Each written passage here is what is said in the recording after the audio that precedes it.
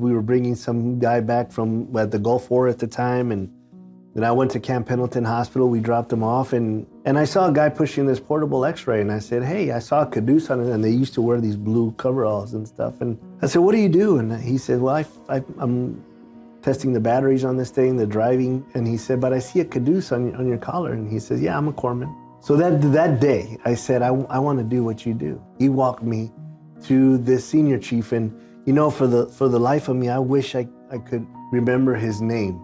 But he sat down and wrote me a recommendation, signed it.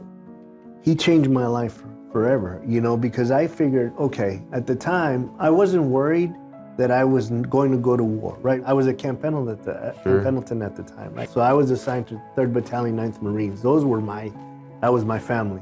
They went off, they deployed, and I was not.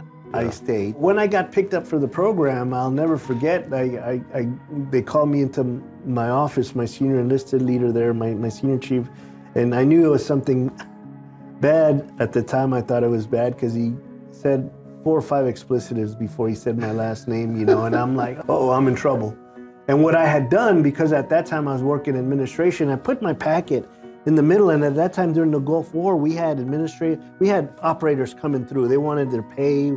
We typed up all their dependent forms, their duty, combat action pay, their jump pay, and I snuck my packet in the middle of this stack of paper that my E6 had to sign, and I know he just went and signed everything off.